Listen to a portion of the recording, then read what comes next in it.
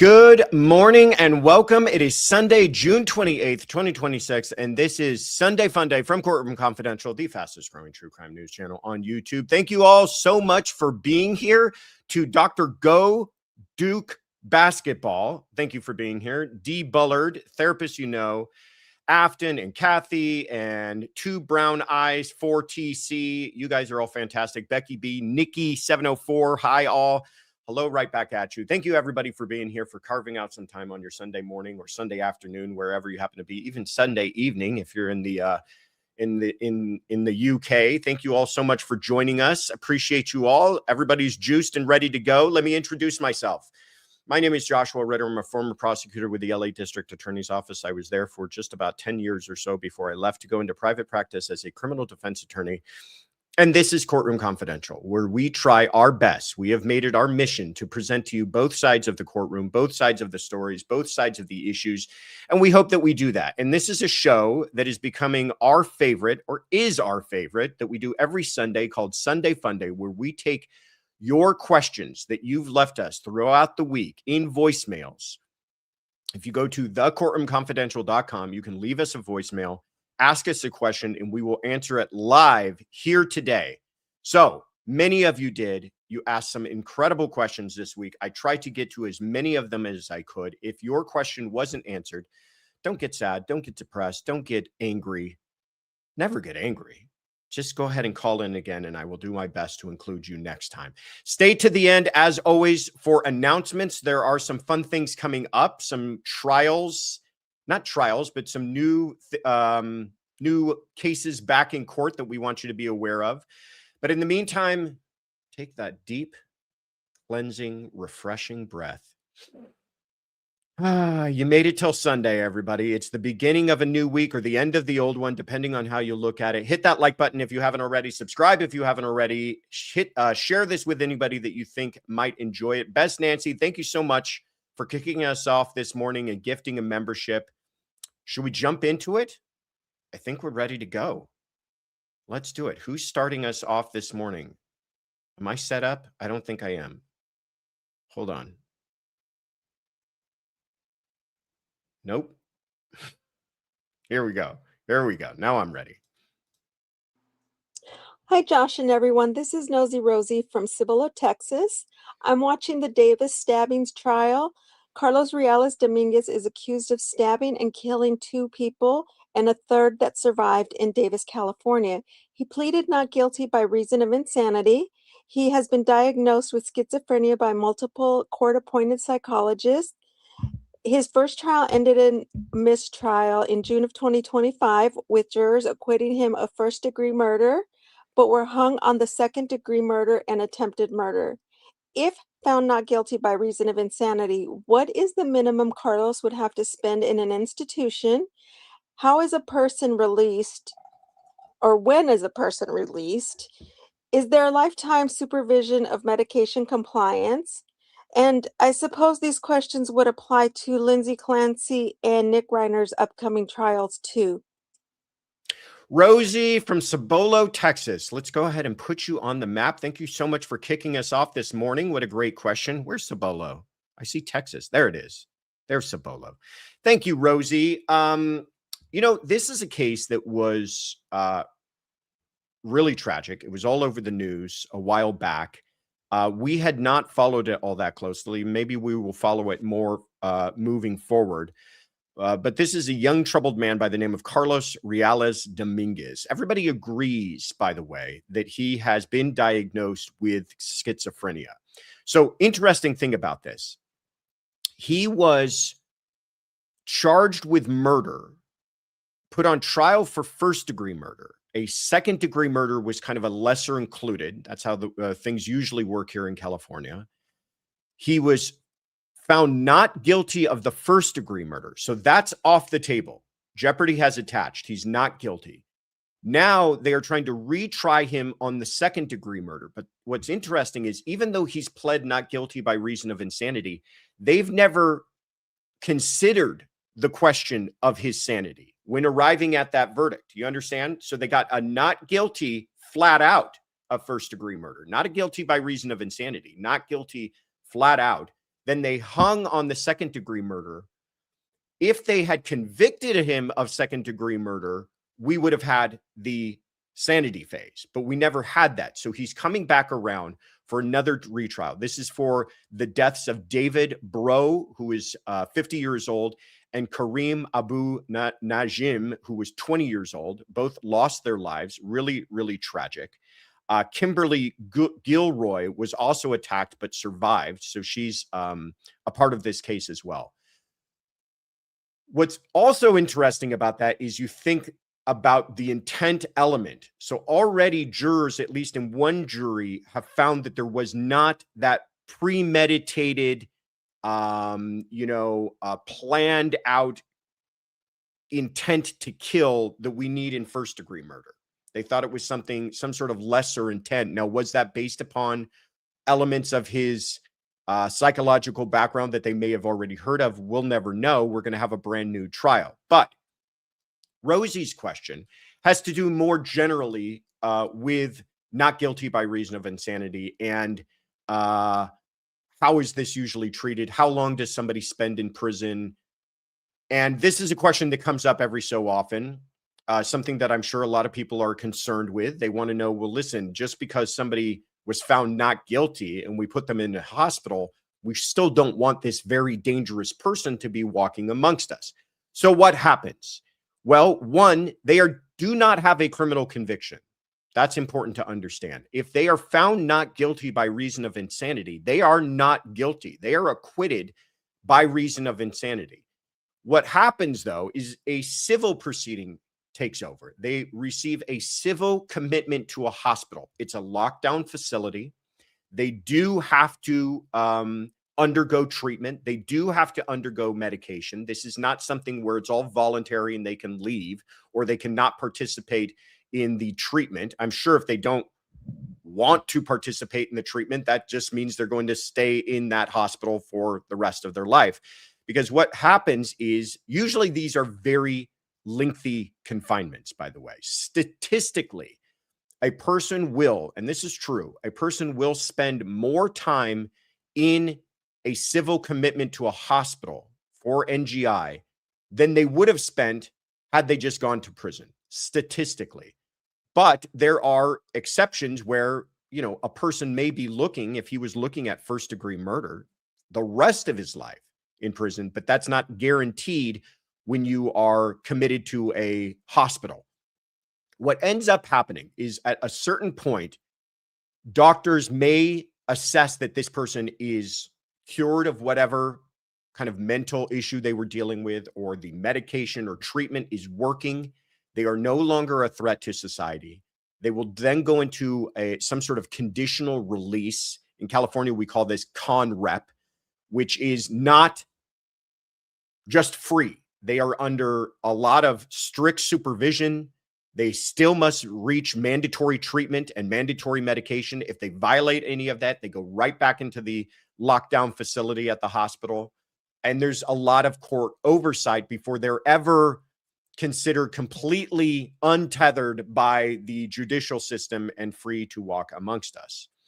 That is how it usually works. Well, if you watched last week's episode, last week's Sunday Fun Day, you may have realized that it doesn't always result in a person spending a considerable period of time in these mental health facilities. And I invite you to go ahead and watch it. I'm going to be a little bit of a tease because I'm not going to get into all the facts and circumstances of it because we did that all last week. But take a look last week. We have the chapters marked. Look at the Michael Barrassone case. He was the equestrian dressage coach. And I'm just mainly bringing this up so I can use the phrase equestrian dressage again. He was found not guilty by reason of his insanity and spent, I think, less than a year in confinement before he was released. He is now completely released, no longer in any kind of confinement. I don't know if he's still under some sort of court supervision, but his was an attempted murder, I should say, but he certainly spent far less time in commitment to a hospital than we would have expected. There's always exceptions, I guess is the way I should put it. Again, when you're done watching this, go back and watch last week's. You'll get a fun story. But Rosie, to answer your question, for the vast majority of cases, people remain in. They're under incredible amount of oversight, and usually people who are found not guilty by reason of insanity are suffering from some sort of debilitating mental impairment that will essentially lead to them remaining in custody for the rest of their lives. Great question, Rosie. Thank you so much for kicking us off today. Nate Dogg, thank you, my friend. Good to see you. Says, I'm so glad Idaho doesn't have insanity as a defense. That's a good point, too. Not every state has it. Not every state has it.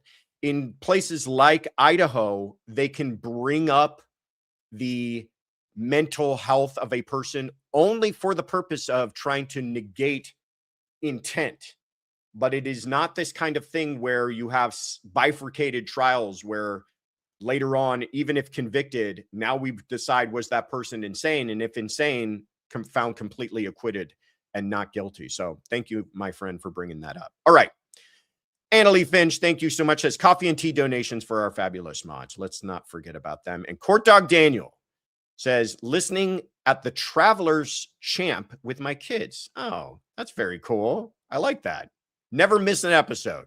Thank you, my friend. All right, let's keep it rolling here. Where are we off to next? Hi, Josh and Tiff and mods. This is Omai Tosh calling in from Dublin, Ireland. And this week I would like to ask you about what happens if a US citizen is murdered abroad. Let's say if they're murdered in Ireland. Who will prosecute this case? I would have thought it would have been the Irish prosecution, but apparently that's not the case.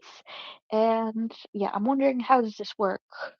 Like, is it an automatic process, or does the US government have to petition, I guess, the Irish government to say, hey, we want to prosecute this case, please back off? How does it work? Can Ireland refuse? Um, and, Ireland and the European Union are on quite friendly terms with the US. So what happens in countries that are not as friendly with the US? Because I assume that wouldn't be as easy over there.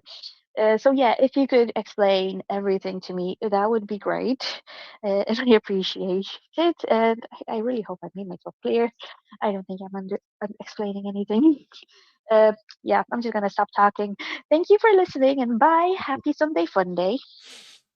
Oh my Tosh from Dublin, Ireland. Excellent question. I think you expressed that very well. And it is a question that a lot of people wonder about when you've got, US citizens abroad, somebody gets murdered. How does that happen?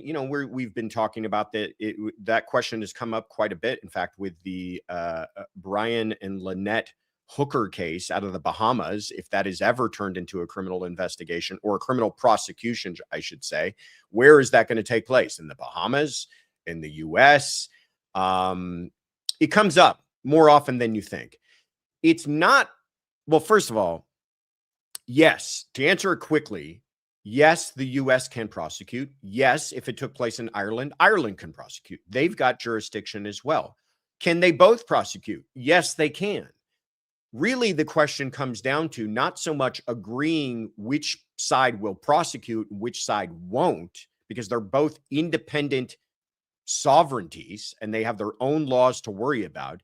It more becomes a question of who's got custody of this person to prosecute them in the first place. And it more has to deal with extradition laws, which we see come up every so often too. What's the guy out of Texas who's now hiding out in Italy because he doesn't want to come back to Texas and face the death penalty? We see these things come up.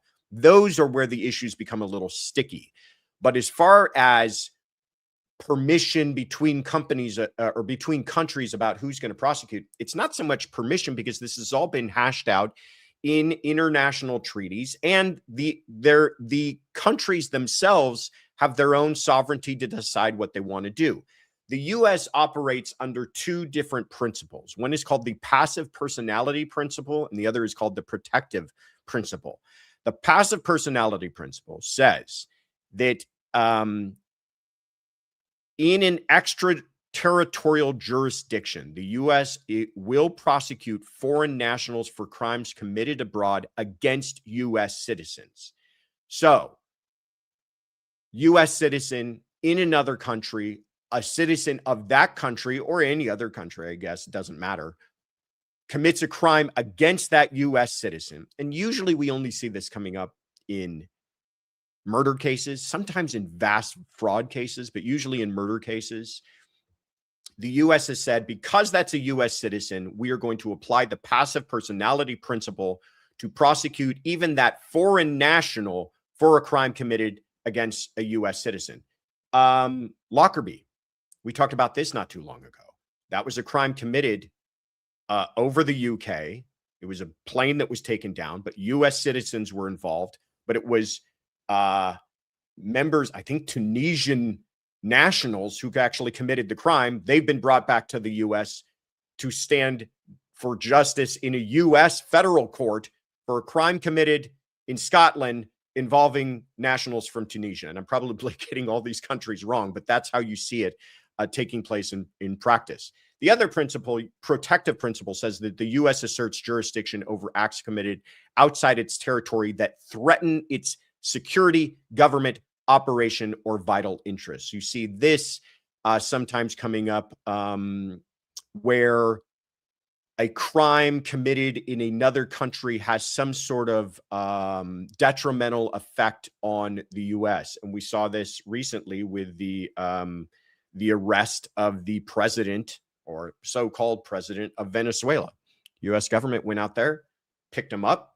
We're going to prosecute him in the U.S. for crimes involving trafficking of drugs into the U.S. It's a criminal case. Everybody loves talking about this as if it were some sort of international coup, but the U.S. government views it as prosecuting a crime that has an effect in the U.S. territory that may have been committed outside of the U.S. jurisdiction. So pretty far-reaching arms of justice in the U.S. And these are all, like I said, been not just purely on fiat from the U.S., but UN Security Council resolutions and treaties have agreed upon all this between these governments.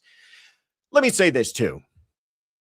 I am no international law expert, okay? They had international law in law school. That was for the smart kids. I went with the other kids to criminal law. But there are experts on all of this, but this is me explaining it as best I understand it, and I hope that you guys do as well. Great question. Oh, my Tosh from Dublin, Ireland. I think she's just asking. She's curious about who can she get into trouble with over there, and are we going to bring her back here? Be careful. All right, let's keep it rolling.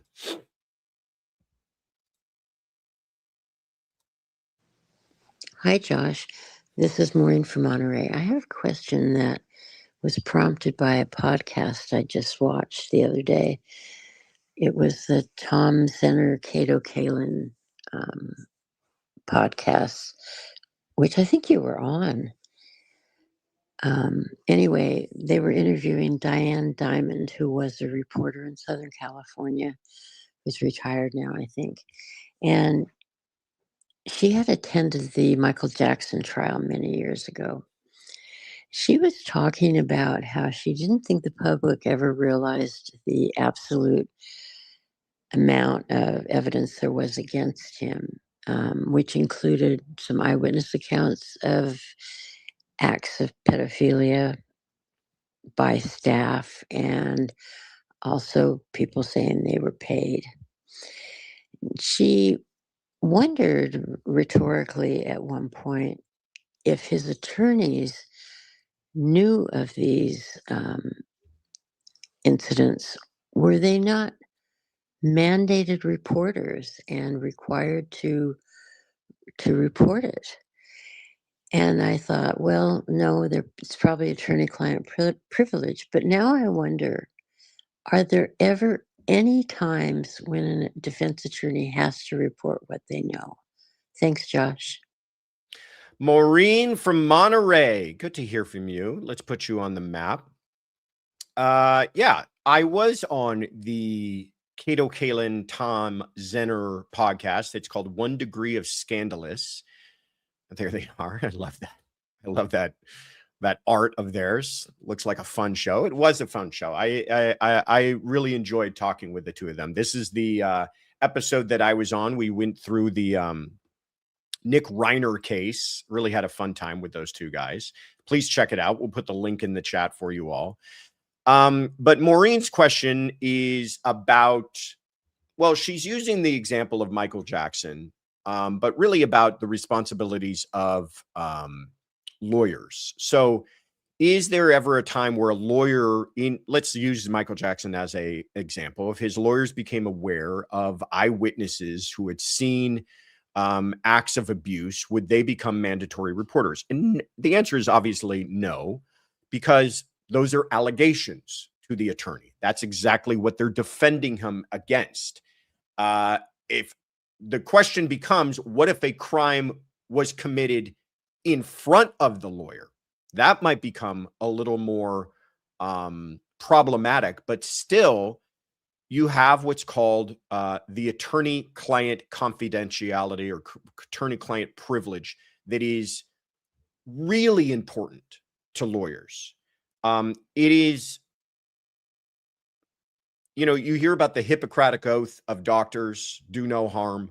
This is essentially the core tenet of lawyers, is the protection of their clients and the privilege and confidentiality of their clients. Now, this would certainly apply to a client admitting to wrongdoing, but would it apply to wrongdoing taking place in front of the lawyer or wrongdoing being planned out by the client? Well, there are two exceptions to the attorney-client privilege, which are very rare, but do allow for the attorney to violate that confidentiality without suffering any consequences, either to their bar card or otherwise.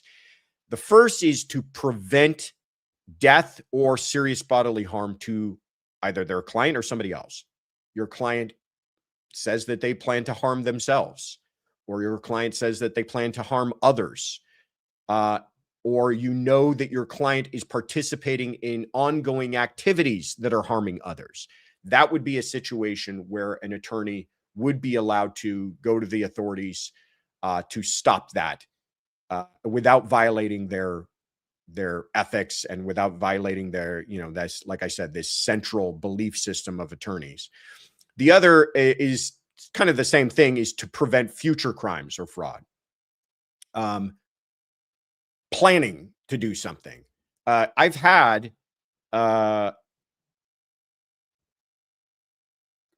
clients come to me and ask, every so often you have people who want to know, essentially people who want to commit a crime and want to know how to get away with it. And I'm not talking like murder. I'm talking like some sort of maybe tax evasion. One situation that has come up more than once is when you have where the law is a little murky. For instance, in California, the cultivation and sales of marijuana are legal. You have to go through a lot of steps. You have to get a lot of licenses, but it's legal. On the federal level, it's still illegal.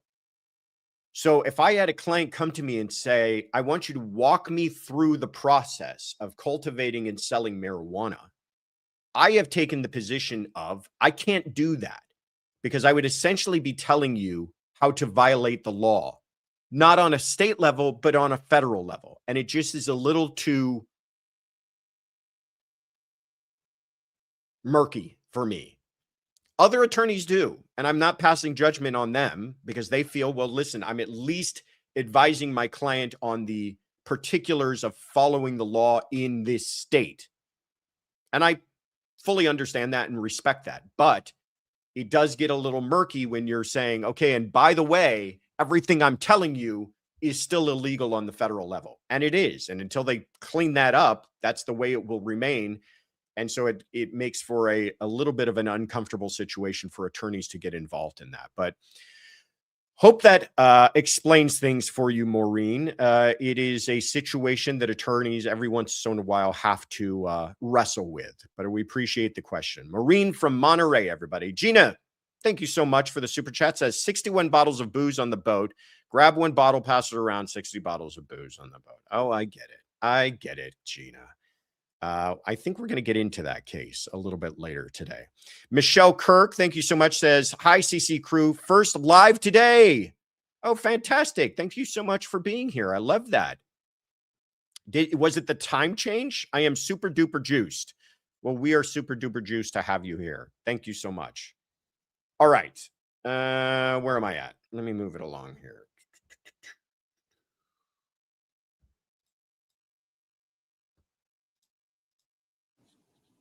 Hey, Josh and Tiff and everybody, Courtroom Confidential crew. This is Terry from Nashville, Tennessee. I'm not a first-time caller. It's just been a really long time since I called.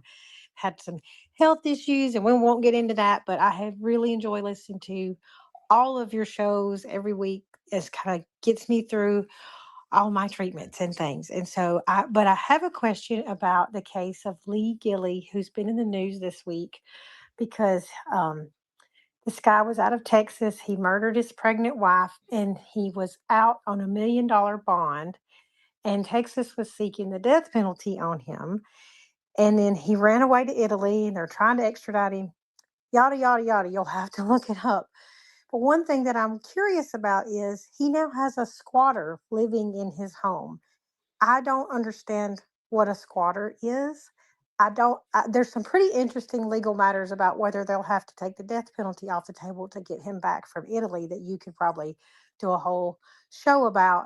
But my most curious question is, what's a squatter? How does that work? How somebody just moved into his home and now they live there and that's perfectly legal in Texas? I know you're not from Texas. Does California have laws like that? I'm pretty sure in Tennessee we could probably just shoot them. But I'm joking. I don't shoot anybody. Not unless they deserve it, Terry.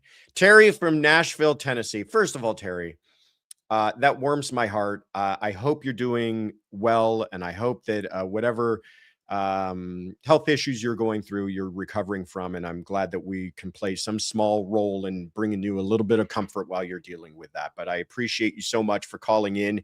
This was the case I was talking about, Lee Gilley. This is the guy. He allegedly, by the way, strangled his wife to death. This is another one of those cases where it's wife or girlfriend gets pregnant. He doesn't want that in his life. He was looking to, for what a lovely looking lady too, looking to, have some, I don't know, selfish move on with his life, do other stuff. And this was not in his plans. So instead of doing what any normal non-coward adult would do and try to figure things out or move on or get a divorce, he allegedly decides the best way out of it is to strangle to death his 8-week pregnant wife. Her name is Christina Bauer Gilley. He gets arrested. He gets charged. They are pursuing the death penalty against him. Now, here's the part of all of this that really blows my mind. And you would think it would be the strangling your pregnant wife part.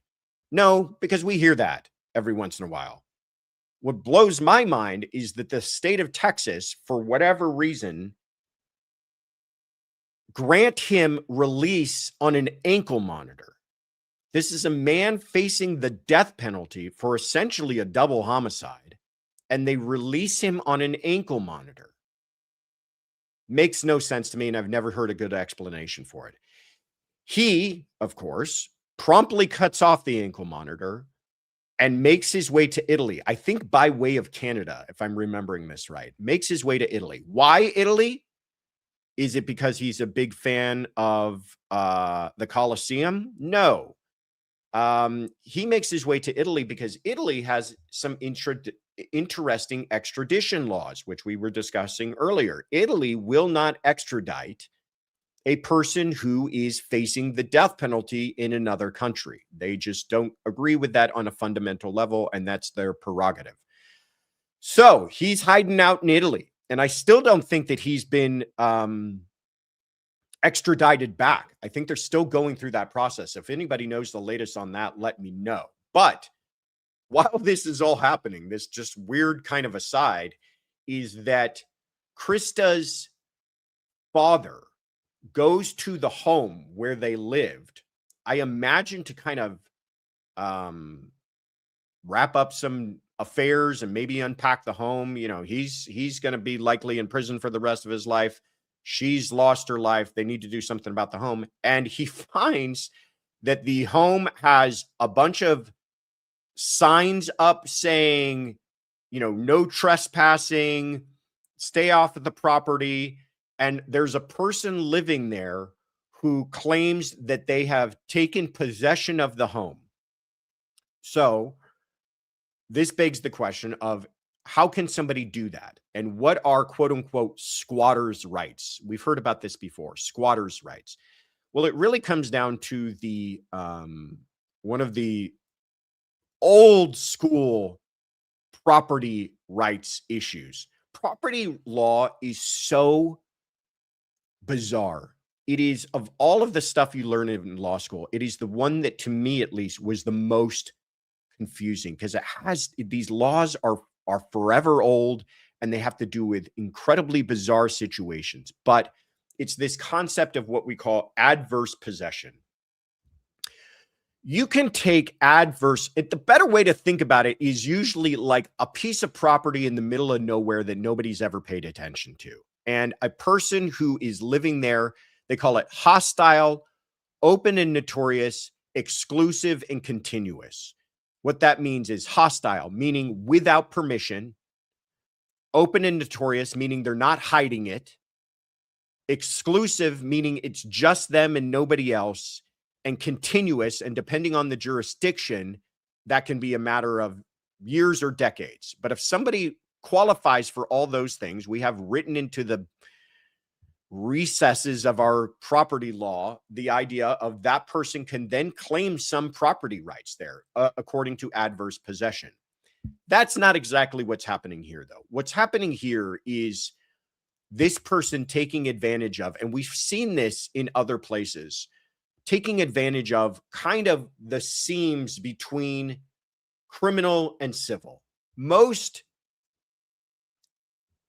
jurisdictions, the police simply don't want to deal with this stuff. They go, this is too hard for me to figure out. You've got one person who may be living there and may have been living there for a while and may even be receiving mail there. That's what these squatters will do. They'll get in somewhere and they'll immediately start opening up accounts and credit cards and everything else and having mail sent to them. Therefore, they go, look it, I've got addresses all over this. I live here. Police show up. You've got the person who owns the place saying this person doesn't live here. The person staying there has a bunch of furniture and belongings and clothing and mail and says, I do live here. And the police go, you know what? I don't know what to do. This is a civil matter. Handle it yourselves. And it gets into civil court and it turns into an absolute just swamp. It just takes forever for them to figure it out. And it's really sad. And they really need to do something about cleaning up the laws. But it really has to do with a lot of jurisdictions really heavily favor tenants' rights. Anyhow, if you really want to learn more about this, there's a fabulous film from 1990 called Pacific Heights. If you really want to get yourself a legal education. Oh, Maureen knows what I'm talking about. It's 1990. Close enough. I'm still going to call it an 80s film. Pacific Heights. It's got Michael Keaton. He rents a downstairs apartment from a couple in a Victorian house. The couple is played by Melanie Griffith and Matthew Modine. Anyone remember this film? I remember this film because much of my experience is based upon movies that are either 30 or 40 years old. So check it out. I think it was real. I haven't watched it lately. We should watch it again, Tiffany. I think Michael Keaton was like really good in this. This was like, remember, this is like, I think after he had done Batman, and now he's trying to play this really psychopathic dude. But that's essentially, if you imagine this, they made an entire thriller in the 90s, late 80s, early 90s, an entire thriller about a squatter. Oh, somebody says it's on Netflix. Oh, well, there we go. There's our plans for this evening, sweetheart. We're watching Pacific Heights. Clear our calendar. Anyhow, see, it's not just the law here at Courtroom Confidential. You also get some excellent movie recommendations. Beth Ringel, thank you so much. Says, growing up, we'd hear possession is 9/10 of the law. I mean, that's kind of what they're talking about here, is that it's like, you know, it's hard to, because it becomes a whose word are you going to take? And then you got to get down to documents, and sometimes people have leased the property to somebody else, and that person stays beyond the lease, and now you're talking about evictions, and evicting a person in some jurisdictions is ridiculously difficult to do and incredibly expensive. Beth again says, or finders, keepers, losers, reapers. That's also a very fundamental cornerstone of property law. All right. Great question, Maureen. Check out Pacific Heights, everybody. Let's keep it rolling here.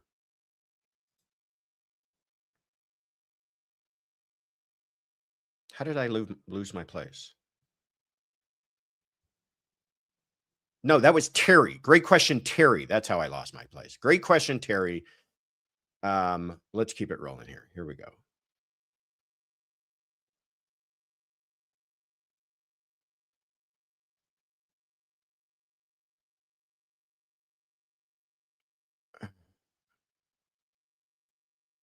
That was Terry, right? That we just answered? Good Lord. I need more coffee.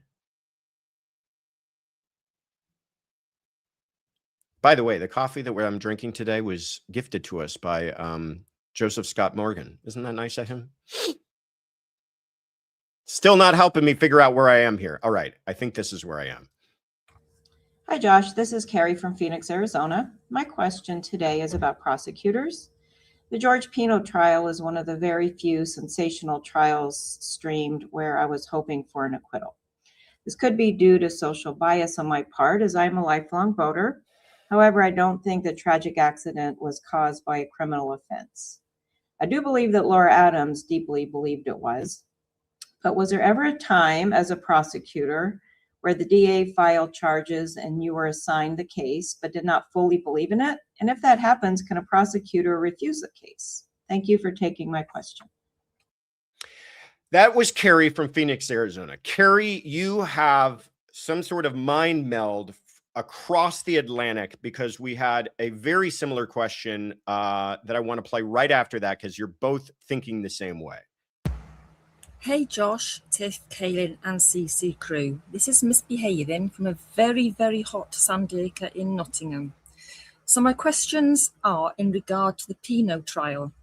On a side note, funny given all the empties on the boat, his name is a type of wine, but there you go. Anyhows, he was found not guilty of his charges.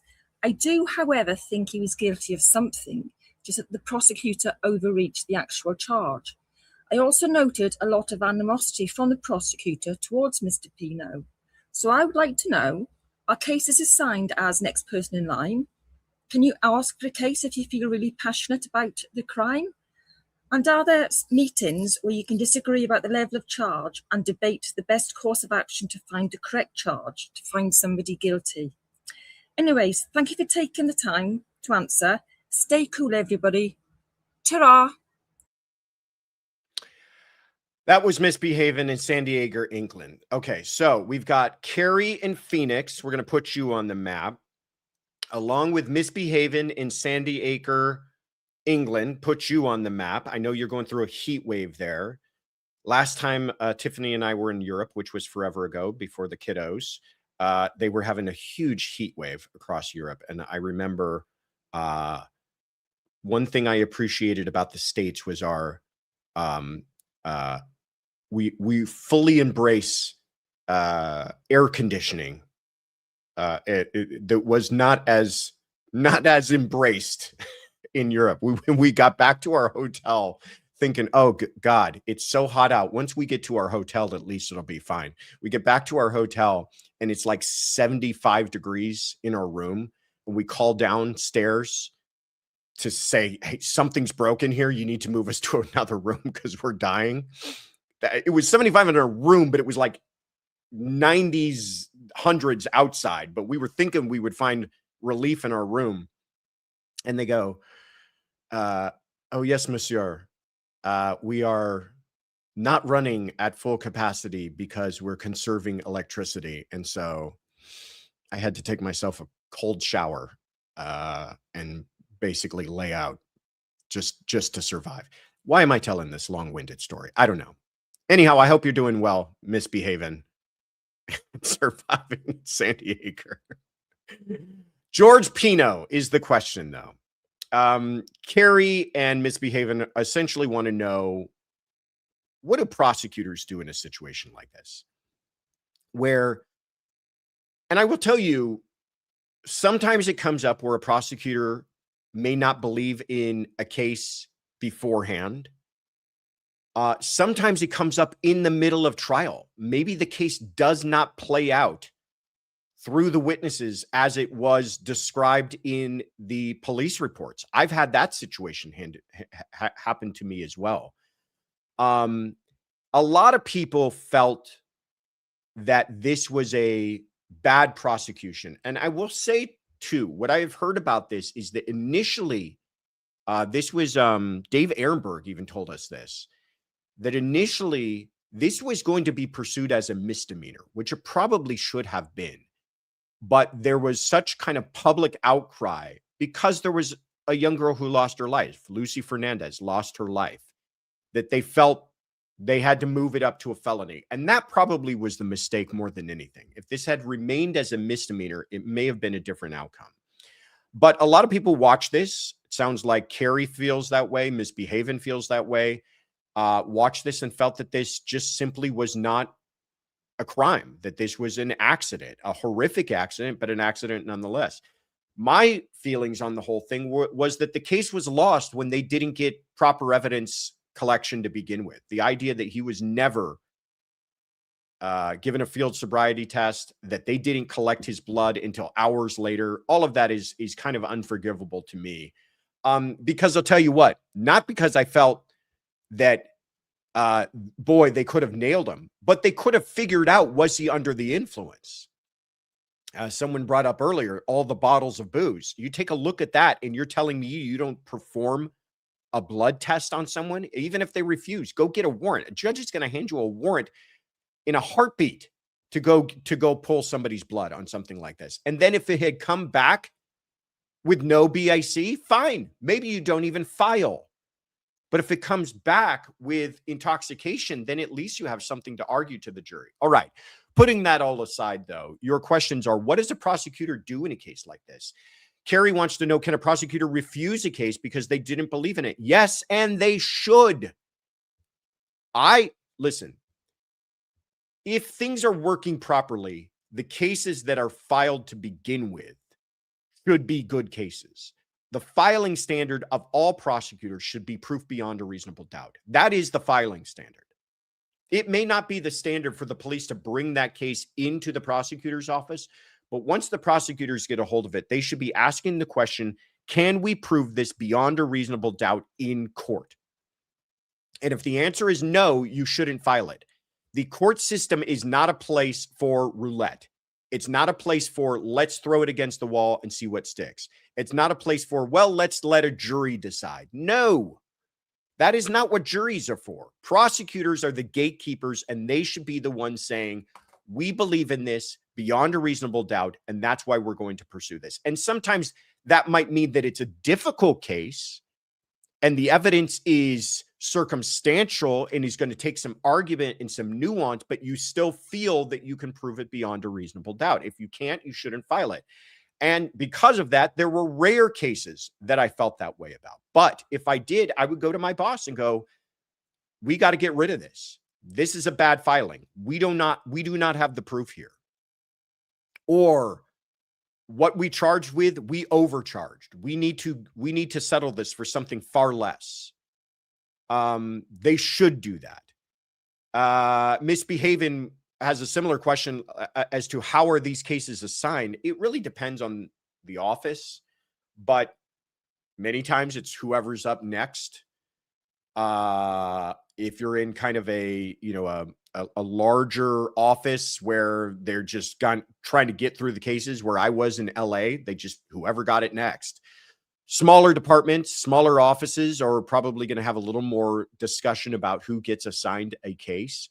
But yes, it's not just that prosecutors can voice their skepticism. It's that they have a responsibility and should voice their concerns with the case. And please don't misinterpret me to be saying, oh, it's going to be hard, or, oh, this is a no body case, I don't want to deal with it. It's, I don't believe in this because I don't think we have proof beyond a reasonable doubt. And that might even be, I believe the person did it, but I don't believe I can prove it beyond a reasonable doubt. Great question, though, from Carrie and Misbehaving. Appreciate you. And Tiffany let me know that the coffee is, in fact, from a company owned by Joe Scott Morgan's cousin. It's a company in New Orleans called Abita Roasting Company, and it's absolutely delicious, and we're very thankful to him. So next time he's around, let him know. We appreciate it. And I don't know if Abita has any social media to pepper them with some juice boxes just to confuse the heck out of them. Anyhow, let's keep it rolling here, shall we? I feel like I've already had my allotted amount of side quests, right? Okay. Hey, Josh, it's Amberly from Maybe, Michigan.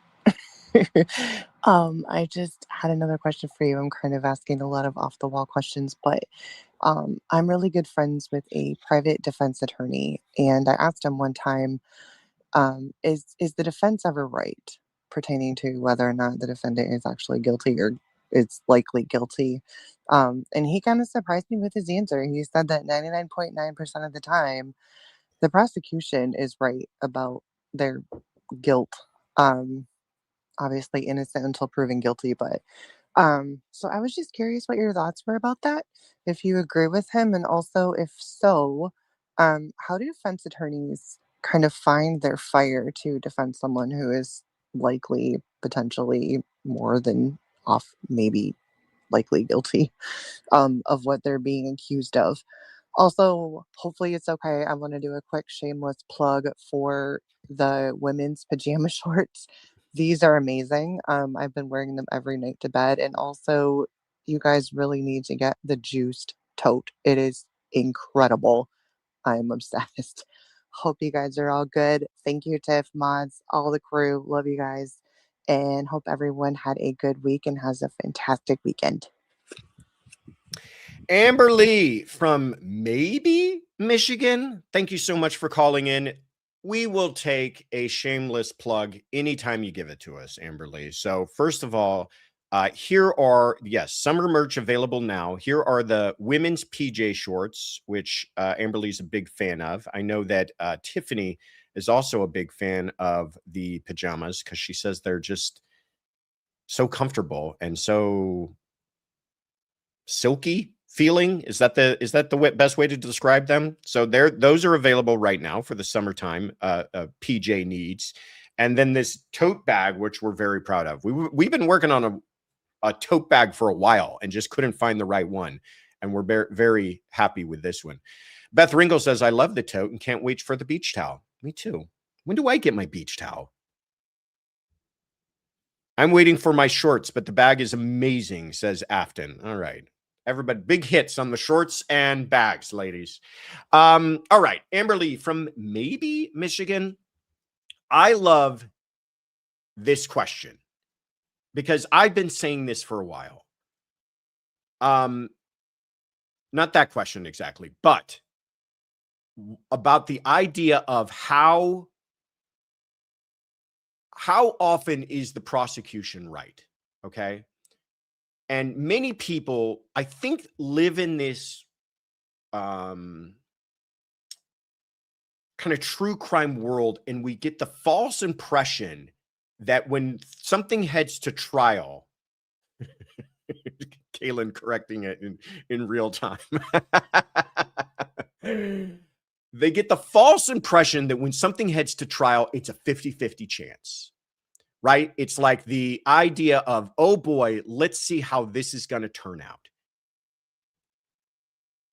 Our system is set up to avoid that at all cost, okay? Things that head to jury trial should never go to jury trial because we don't know. We don't know if this person's guilty or not. Let's let 12 people decide. That is not the way it should work. Think about it. First of all, you've got the cops, and they are out there digging up the evidence. But if they don't have the evidence, they're not going to bring that to the DA, right? They have to feel some level of confidence in what they've got to bring that case even to the DA's office and ask the DA to file charges. Because if they don't, DA is going to turn around and reject the case. So it has to go through them. Then, like we talked about earlier, the DA has to decide, is this enough to prove beyond a reasonable doubt? And if they don't feel that, if it went through the first gatekeeper and now it's with the DAs and they don't feel like they can prove it beyond a reasonable doubt, they should reject it. And then it goes into the court system. And it's not like we just immediately go from filing to putting 12 people in the box. It's got to go through either a grand jury or a preliminary hearing where a judge takes a look at it. And a judge might go, you don't have the goods here. And then it's got to go through evidentiary hearings and challenges and everything else all along the way. By the time you get to trial, for most trials, it should be, we have no alternative. There was no way of settling this thing, or there was no way of anybody else deciding this thing shouldn't go to trial. Now, for all the defense attorneys listening or people who feel differently about it, does that mean that there are ever situations where you end up with a trial and you've got a legitimately innocent person or wrongfully accused person? Of course not. Of course that happens. It does happen, but those should be incredibly rare. That's the way our system should work, is that it's incredibly rare to ever put think about it. That's a broken system. Something went wrong. If we're sitting at a trial and you've got an innocent person being prosecuted, something went tragically wrong along the way. And thank God that we have this jury system to figure those rare instances out. But this idea that it's like roulette, oh boy, what are the chances here? The game should be fixed because that's the way our system is set up. And to the other question, sorry, Kaylin, of how do you find passion when you're sitting there with a guilty person? It's because you're realizing that your job is not as black and white as how do I get this person off? Most of the time, my job is how do I get this person a good deal? How do I make sure that the government doesn't trample all over this person? How do I make sure that this person has their rights protected? And if we have to go to trial because there's no other alternative and no way to settle the case, I'm going to do my level best to defend that person and their rights. And yeah, you may even feel that you're sitting next to somebody who did the thing, but you want to make sure that this isn't just a hand it to the government sort of situation, that the government has to do it the right way. If they're going to prove it, they have to prove it legally with the witnesses who have undergone, rigorous cross-examination so that the jury is getting a fair opportunity to make a decision and not a decision that's just handed to them on a silver platter. Great question, Amber Lee. Glad that you're enjoying the PJ shorts and the tote bag, and I appreciate you calling in. Love that question. All right, let's keep it rolling here.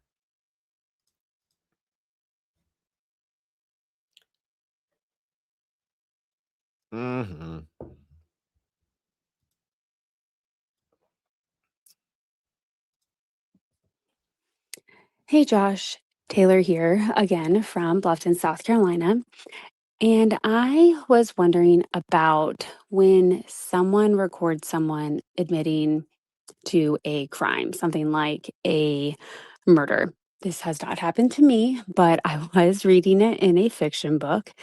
And I know different states have rules regarding consent for recordings. So South Carolina is a one party consent state, and some other states are like both parties have to consent to the recording. How does that work if you are in a state where the both parties have to consent and someone does catch someone admitting to a serious crime? Is that admissible? Is it not? That's what I'm wondering. Again, thank you for all that you do. And if I am absent again in the chat, like last week, it's because my son is playing in a state baseball tournament here in South Carolina. So thank you again. Hopefully, I can be a part of the chat and have a great day. Thanks. Bye. Well, first of all, Taylor, good luck on that baseball tournament. You'll have to let us know next time you can whether or not how that all turned out. Taylor from Bluffton, South Carolina, putting the Carolinas on the map there. This is great. One party consent, two party consent states. How does this all work? Most states are what we call one party consent states, meaning you don't have to let the other person know that you're recording them. You can call somebody else and you can record them. And in those states, that includes, like, we're not just talking about, your friend trying to catch you. It's also companies that call you, bill collectors that call you. You can be recorded because they don't need your permission. They only need permission of one person, and that's usually the person doing the recording. So that's what it means, is you can be recorded without your knowledge in a one-party state. And by the way, this is most states.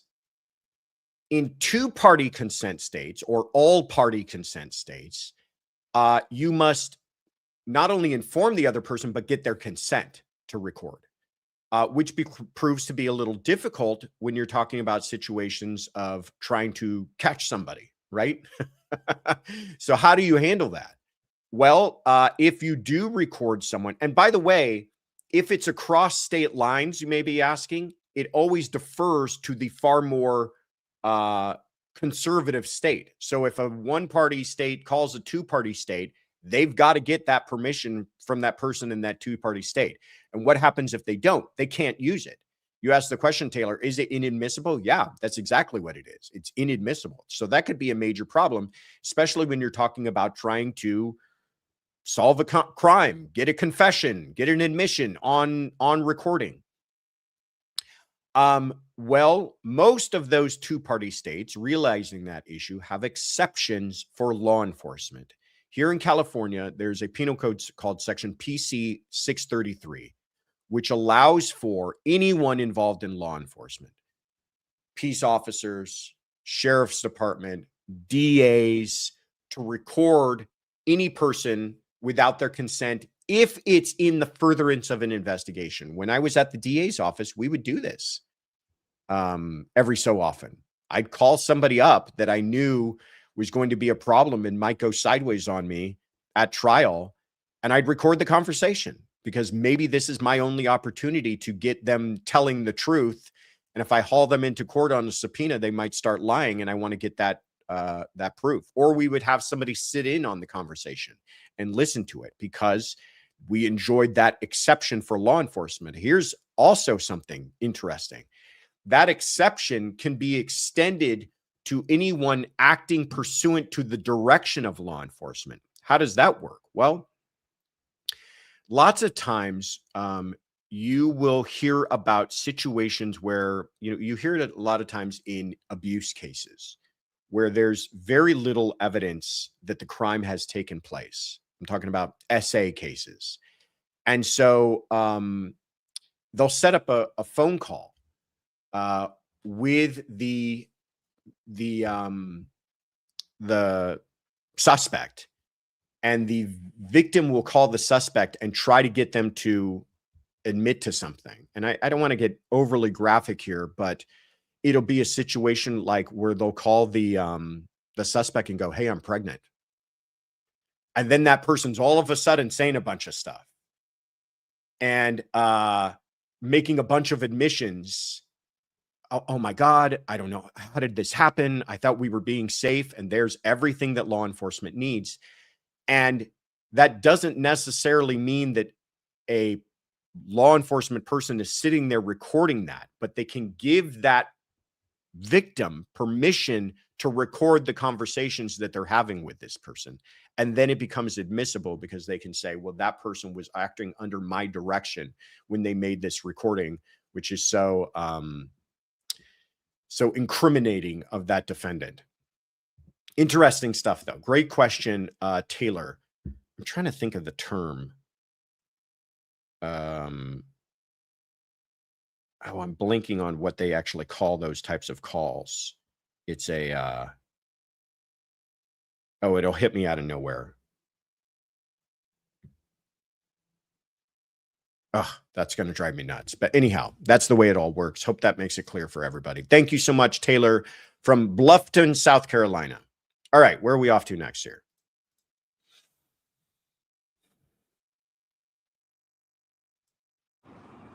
Hey Josh, Tiffany, and the rest of the CC crew. This is Dee from Bloomington, Indiana, but I'm also from Zimbabwe. I don't know if there's an exception to the rule and you want to cross out both cities. But my question today is about the judge in the Blaise Taylor case. I did notice that as someone who's not an expert, he seems a bit biased, but I know that it might be interpreted differently by an actual expert. So my question is it acceptable that the judge has not ruled on some objections by the defense attorney? A few times he stood up and he told her to sit down, and he didn't clarify if he overruled or sustained the objection. Secondly, he's interjected a few times to ask the witness a question. So, for example, there's a time that the defense attorney asked a question that insinuated that there's no way the witness could have noticed what the defendant's expression was because he was wearing a face mask. And the judge decided to interject and say, was the defendant wearing a mask? And the witness said no. So as a viewer, I was kind of confused because the witness said he wasn't wearing a mask. The defense attorney said he was wearing a mask. Like, which one is it?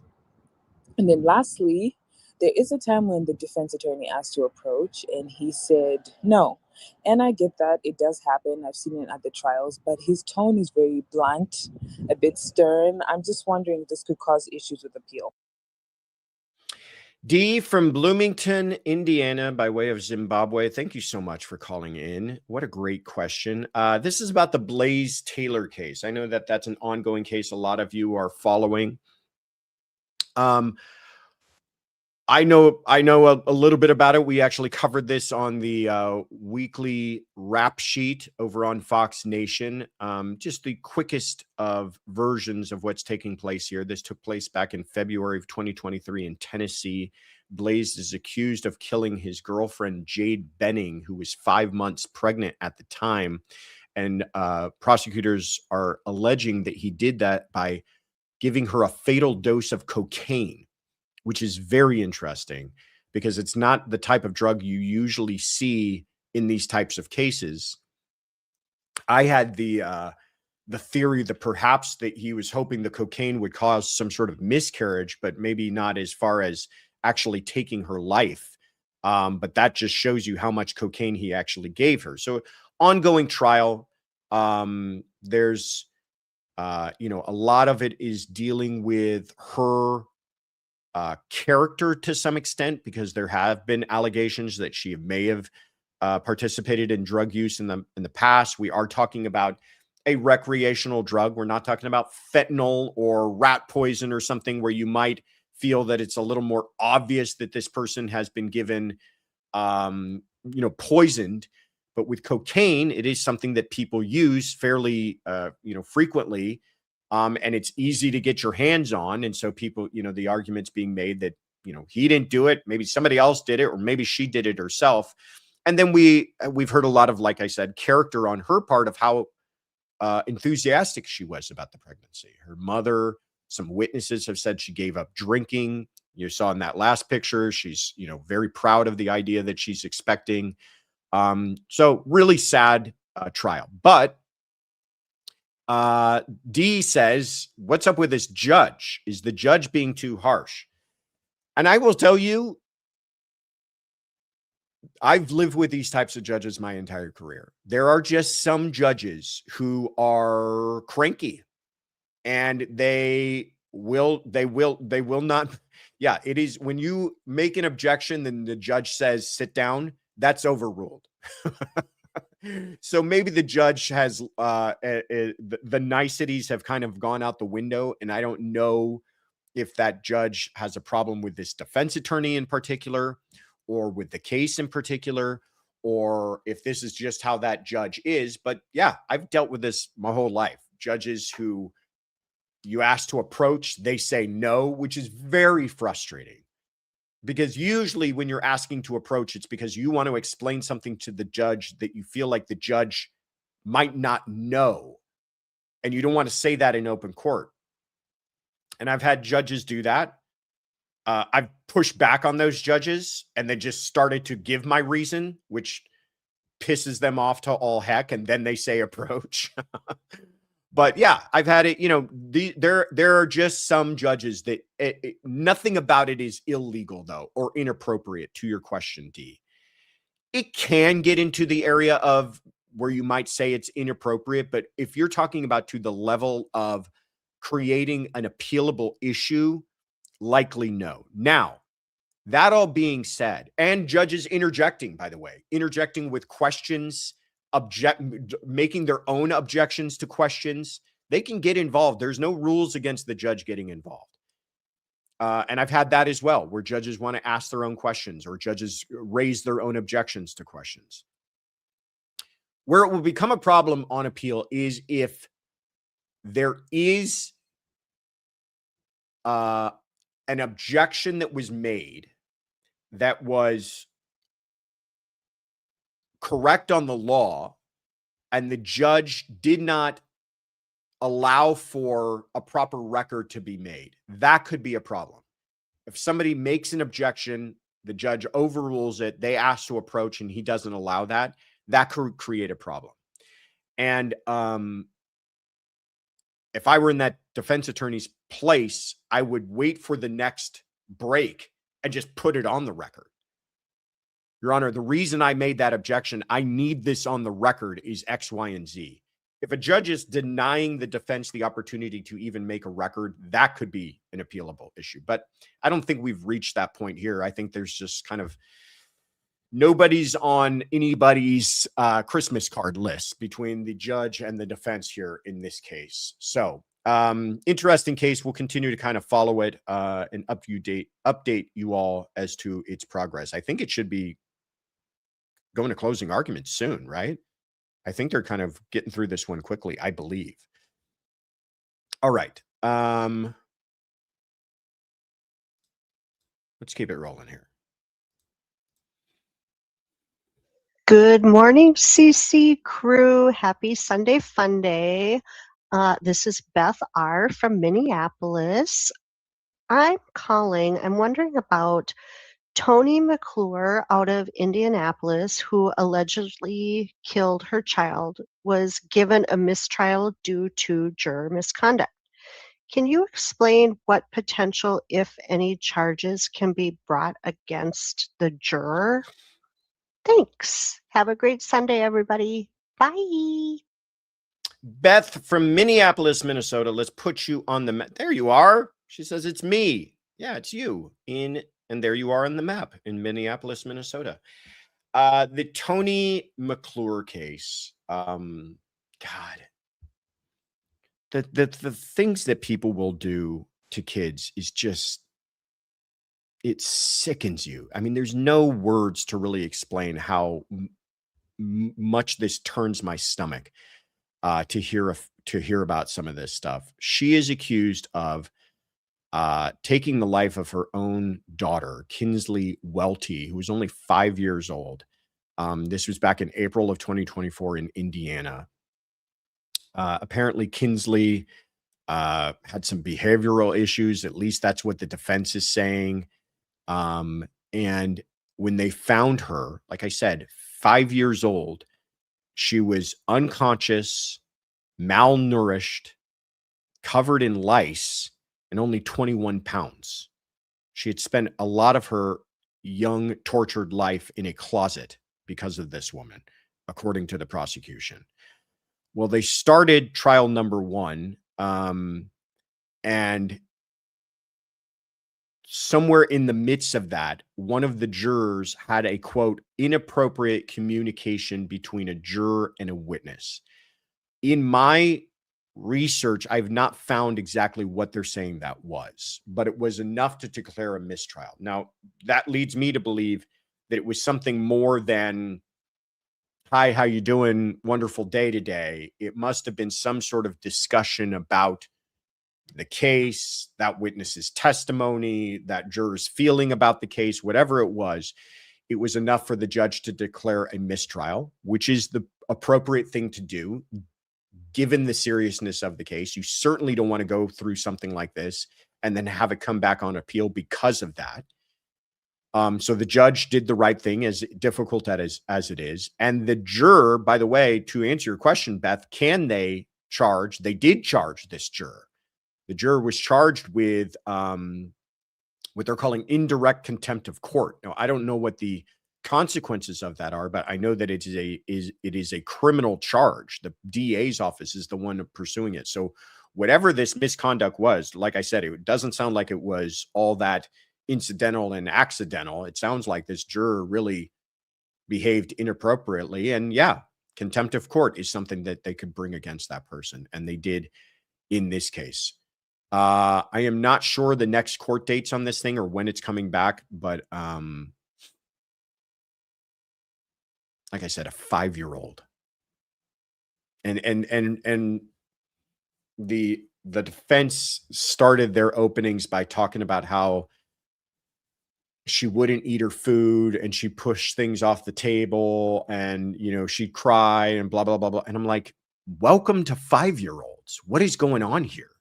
This is just evil, selfish people. Again, all allegations, but evil, selfish people. There's, in my view, never a reason to put a kid in a closet because you can't control them. But then it's far worse than that.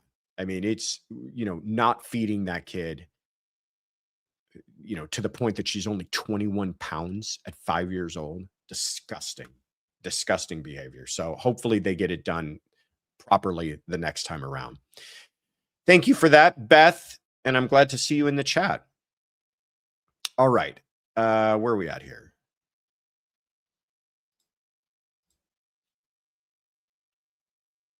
You guys having fun?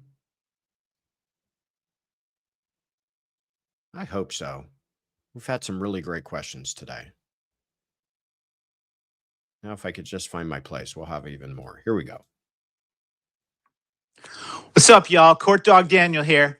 Josh, if you have an objection to this question, it's overruled and I shall continue. There's a really bizarre case here in Connecticut. Police recently searched an abandoned, overgrown house where the grass and weeds had practically swallowed the property. Inside, they found 3 skeletons. Yes, I said skeletons. Authorities have identified 2 of them as Sally Ann Cash and her son Brian, who may have been dead for years, and the third person is still not been identified. Here's the wild part. The authorities didn't discover the remains. The house went through foreclosure, was sold at auction, and when the new owner finally entered the home, that's when the 3 skeletons were found. Apparently, no one had been alive to pay the mortgage or the bills for years. So here's my question. From a legal standpoint, what happens in a situation like this? If the homeowner had actually been deceased for years before the foreclosure, is that foreclosure still legally valid? Or does probate law somehow unwind or complicate the entire process because there was no living owner to receive notices or represent the estate? It seems like one of those rare situations where criminal law, probate law, and even real estate law all collide together. And so, Josh, have you ever had a case where multiple areas of the law unexpectedly came together like this? We'd love to hear about it. And by the way, I'm beating therapists you know to this. 453 days till CrimeCon. Juice! Just right around the corner. Don't miss out. 453 days away. CDD from New Britain, Connecticut. Thank you so much, my friend. Always great to hear from you.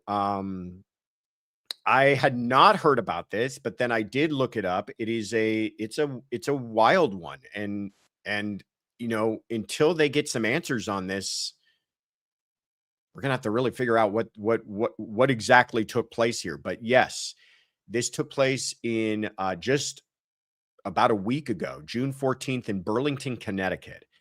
The way it went is that the house goes into foreclosure. The house there had been a failure to pay the mortgage. The bank forecloses on it. A person purchases that home in an auction on foreclosure, which happens all the time. That new owner goes out to the home to take a look at this new property that they bought, found that it's all overgrown and looks like nobody has done anything with it in a while. And he finds 3 skeletal remains inside. Only 2 of those bodies have been identified. 54-year-old Sally Ann Cash and her 22-year-old son, Brian Cash. So 2 people that have, they're not like in some sort of age group where we might expect them to die of natural causes, obviously. Something took place here. Now, is that murder? Is that suicide? Is that drug overdose? We don't know. We also don't know who the third body is. They have performed autopsies and the cause of death is still pending. But again, we're talking about what has been described as skeletal remains. I imagine going to make the determination of the cause of death extremely difficult. So we don't know. We're going to have to wait on results and whatever they're able to figure out. Now, Court Dog Daniel wants to thoroughly test the limits of my legal knowledge by asking about probate law and foreclosure law and how is this all going to work? My friend, again, that was for the smart kids in law school. That was for the nerds who could sit there and read all the rules. That was not me. What I will say though is this: unless there is some heir to the rightful owners, what I guess is Ms. Cash, if she was in fact on the mortgage, if she has an heir that's not Brian Cash, but somebody else, that person may have some sort of claim that could be made on that property. But you would imagine if there was an heir, they would have missed this person having died long enough ago to become skeletonized and said nothing about it. So I'm guessing there is no heir to make any kind of probate claim and that the foreclosure will still stand because the bank, in fact, owns the home. And the mortgage person paying the mortgage failed to pay the mortgage. So they took back lawful possession of the home and then they sold it, as is their right to do, at auction. So yes, a lot of intersections of laws here: probate, foreclosure, all of that mainly over my head. And yeah, every once in a while you'll experience these intersections of the law. I get it a lot in family law. Many cases are dealing with some sort of divorce issue in the background, custody issue in the background. It kind of becomes an ugliness in these domestic violence cases where sometimes people are pursuing these claims, are making them up or causing them to happen because they realize it will put them in a better position for their divorce and custody issues. It becomes incredibly ugly. The lawyers who deal in family law all deserve awards because I don't know how they do it. You would think that the people with the most stress would be dealing with criminal law, where people are going off to prison for the rest of their life. I don't think it holds a candle to what they have to deal with in these divorces, as ugly as they can sometimes get. Great question, my friend. Always good to hear from you. And thank you for the reminder on just how quickly CrimeCon 2027 is sneaking up on us. All right, let's keep it rolling here. Hi, Josh, Tiff, Kale, CC crew. This is Jen St. Peter from Bangor, Maine. I'm watching a TV show, and it got me thinking, and this is probably an easy answer, but I was thinking a lawyer would describe the situation best. Using fake names, obviously. If Bob kills Sue and goes to prison was found guilty and goes to prison for the murder, but then later, years down the road or whatever, finds out that Sue is still alive and it was like a decoy or what have you, that person would be released, right? But would that be expunged from their record? Would they get, like, I don't know if restitution is the correct word, but like time and suffering for having been in prison? What does that look like? It also made me think of the movie Double Jeopardy from when I was a little kid. Love that movie. Love your channel. Thanks for answering. Jen from Bangor, Maine. It made me think of Double Jeopardy as well. Love Double Jeopardy. The 1999 thriller starring Ashley Judd, Tommy Lee Jones, and Bruce Greenwood. What a great film. Courtroom Confidential, your one-stop shop for all 90s thrillers as well. Please check out, when you're done watching Pacific Heights, put Double Jeopardy in your queue. Also well worth it. With a ridiculous premise. I mean, we watched it and it's just you could drive a truck through some of the holes in the plot in this whole thing, but very entertaining, well worth it. But yeah, I don't want to give it away. Okay, I won't give it away. Check it out though. But what happens if some person is wrongfully convicted? What if they're convicted of killing someone and it turns out that person's not dead or something? And I'm talking about a flat out wrongful conviction. What happens? How do they get any kind of restitution? How are they made whole for that time that was stolen from them? Well, it really becomes a question of who's at fault. If it was the prosecutor's office, who's at fault for bringing in some bad evidence they knew to be bad? I mean, sometimes these things do happen. Witnesses, unreliable witnesses are used. Whatever it is, it could be that the county is on the hook, and you'll see this happen every once in a while. People will get vindicated, they'll get released from prison, they'll turn right back around and sue, and they have, in fact, in some counties, funds set up just for these types of situations, for wrongful convictions. It's rare, but it happens. But if it's a completely not the fault of, honest-hearted investigators and someone else is to blame, that's where they're going to get made whole, is if they're able to civilly sue. It becomes a civil issue is I guess the short way about it. You have to kind of sue who was ever the responsible party for, and then figure out what are the damages to your life for the time that you spent in prison. But luckily it's not something we see happen, but we do see it happen, and people are given sometimes pretty sizable payouts for being wrongfully convicted. But more than anything, great question, Jen. Take some time to get your oral Rebenbacher. Who's the popcorn guy? Jiffy Pop. Pop some Jiffy Pop and enjoy watching Double Jeopardy.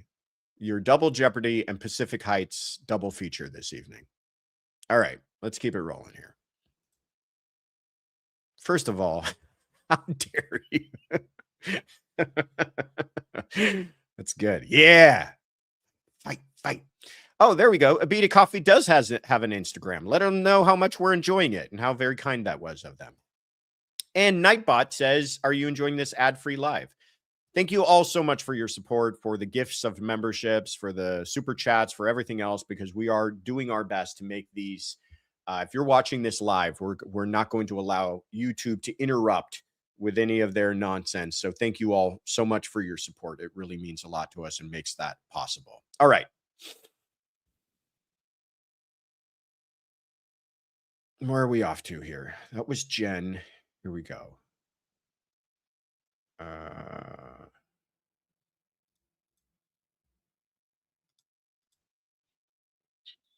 Hey Josh, hey CC fam. Happy Sunday. This is Bluebird 711 from Waddy, Kentucky. My question is, what would happen to a prosecutor if they went ahead with a trial that they knew the evidence did not support the guilt of the defendant? Would anything happen? Do you know if this has happened in the past? I was just really surprised by the verdict today in the Tyler Robinson hearing. Thanks so much. Bye bye. Bluebird from Waddy, Kentucky. Let's put you on the map. This is kind of goes along with what we were discussing earlier about the responsibility of prosecutors. And I feel very strongly about this. I feel like, when you become a prosecutor, you are taking on a responsibility beyond just winning. And I think that some prosecutors need to be reminded of that. Where you see problems are usually when they have forgotten that on top of trying to win and trying to get justice and trying to prove things in court and make good arguments, they should also be doing the right thing. Defense attorneys don't have that same responsibility. They're not to pursue justice. They're to pursue protecting the rights of their client zealously. But a prosecutor should at the same time be going, is this the right thing to do? Is this the pursuit of justice? What happens when they don't, though? Doesn't mean that they're all perfect, and some don't, and some are problematic, beyond problematic, and do bad things. Some do illegal stuff. Some do dirty stuff. Some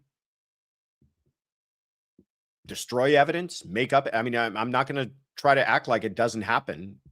Destroy evidence, fabricate evidence. What do you do about that? Well, prosecutors enjoy what's called an absolute immunity, prosecutorial immunity, meaning if they are acting within the bounds of their official duties, prosecuting a case. So in other words, it doesn't apply to outside of their job. They don't get some sort of absolute immunity for DUIs, right? But if they are prosecuting someone, investigating someone, they enjoy absolute immunity, which means cannot be, well, I hear all of you saying, how can that be fair? Here's the catch. That is absolute immunity from civil liability, meaning they can't be sued for it. But that doesn't mean that they can be criminal. If their activity that they commit is criminal, the fabrication of evidence, perjury, destruction of evidence, they can be prosecuted criminally. They just can't be sued for it. So that's what happens. One, they're obviously going to get fired, but two, they're probably going to get charges against them. And it does happen in mercifully rare cases, but it does happen. But they just can't be sued for it. And why is that? You might be asking. Because lots of times prosecutors have to do very difficult things, even when they believe what they're doing is the right thing. They don't want to have to, in the back of their head, be worrying about getting sued later on down the line. Because there are some times where, I'm trying to think of a good example and nothing's coming to my head, where, let's put it this way. What if a prosecutor had been handed fabricated evidence and they're unaware of it, that they're being given fabricated evidence, and they use that evidence to prosecute someone? Now, are they going to have to worry about civil liability if that becomes exposed down the line and somebody's going to be saying, well, why didn't you ask more questions about this evidence? That's what we don't want. But what we do want is if they're participating in the fraud, that they should be criminally prosecuted for it. So great question, Bluebird from Waddy, Kentucky. All right, let's keep it rolling here. Hi, Josh and CC fam. Heather from Lancaster again. I'm watching this last week's Sunday episode, so happy next Sunday, everybody. I'm watching Josh get heated about the Palisade fire, pun intended. And Josh, you're talking about how, he started the one fire, that if there's proof of him starting the second fire, well, it doesn't matter if you intended to or not. You should still be punished. You still wreaked all of this havoc over our beautiful LA. You should face the music, in my opinion, as well.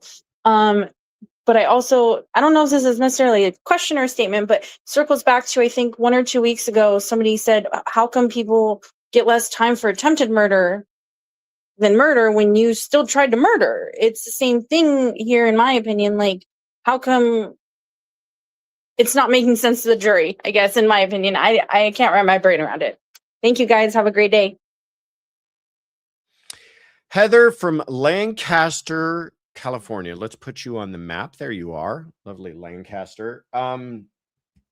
First of all, I don't think I ever get heated about things. Maybe a little, I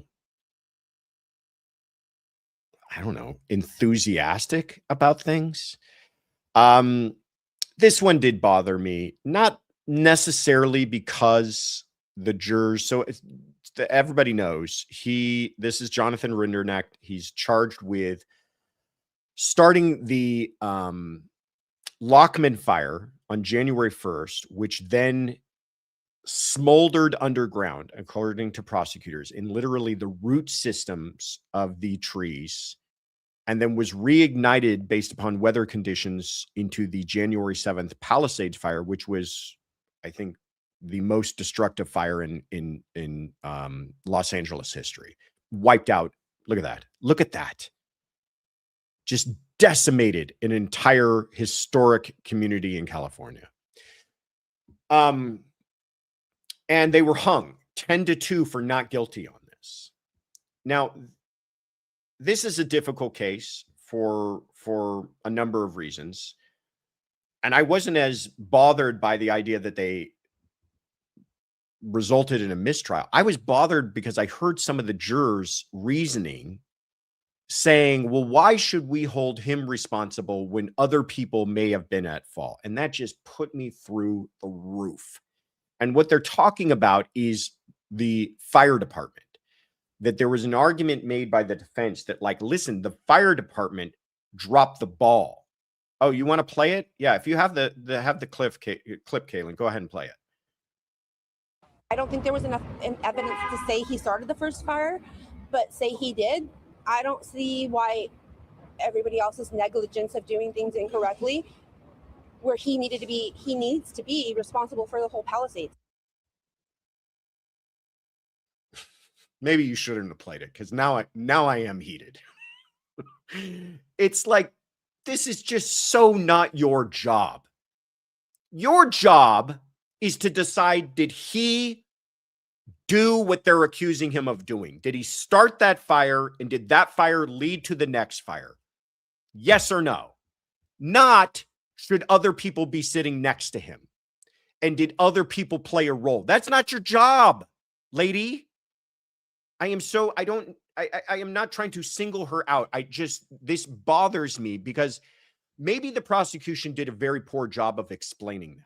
But that is not, you are considering something you shouldn't be considering. She's hung up on the idea that the fire department, apparently they're making the argument the fire department didn't put out that fire well enough. And because they didn't put it out well enough, well, then we're not going to hold him responsible because it happened to reignite later. Just as I'm saying that, think about how ridiculous that is. It's like me lighting the corner of a home on fire. And when the fire department shows up, they have difficulty putting it out. And I go, well, listen, all I did was start the corner on fire. I didn't think the whole house was going to go up in a blaze. I shouldn't be held responsible for that. Actually, here's a better example. What if this took place in a far more rural area and the fire department simply couldn't get there in time to contain it, and that Lockman fire did turn into a far more destructive fire? Who are you going to blame then?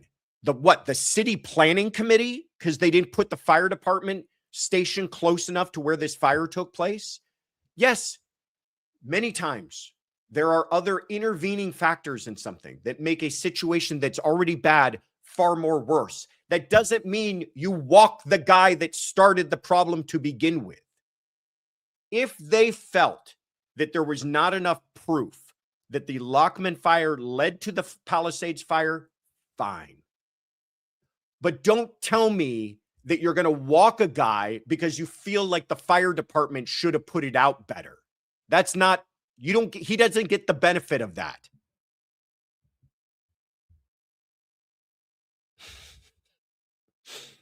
Thank you, Blaise. Calm down, Ritter. Good grief. It's Sunday morning. What are you all bothered about? Good. Agreed, Joshua. Watch your blood pressure. My goodness.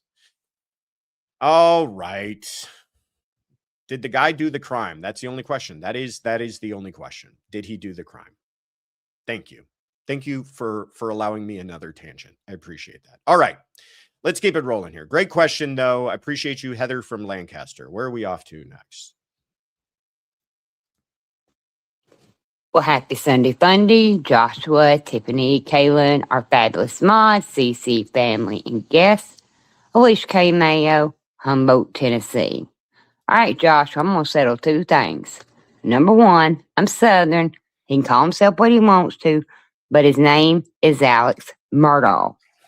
Number two, he shall henceforth forevermore, as far as I'm concerned, be known as Mucus Man, because did you see the first trial? Because he had trouble controlling his, mucus. Now, I don't care what he wears in this new trial as long as he wears something. But if they allow him to wear street clothes, even though he's a convicted felon, can't they put, the sun cuff or a sun belt on him, or perhaps, I don't know, a shock collar to prevent him from possibly eloping and being on his merry way?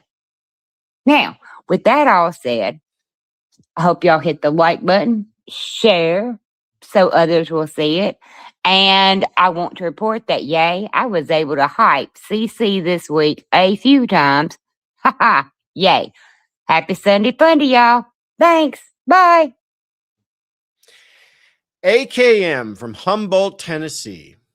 Always great to hear from you. Thank you so much. So Alec Murdaugh is back in court, or he's going to be back in court actually tomorrow. But in the meantime, it's already begun. The arguments have already begun. They've filed a bunch of motions. They want to change a venue. They want DNA testing done. And one of the things they're asking for is for him to be, this is kind of the motion du jour in these high-profile cases. They want him to be unshackled and in civilian clothing. Does this bother me all that much? Not really. It's just my entire career. If you're in custody, you walk into court shackled and in your county jail outfit.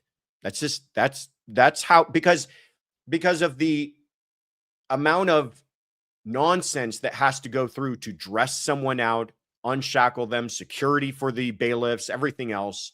That's just the way you do it. Now, when a jury comes into the room, of course, the last thing we want is jurors making up their mind based upon the clothing that the defendant is wearing. But before all of then, it just seems to me like we're doing this kind of new charade.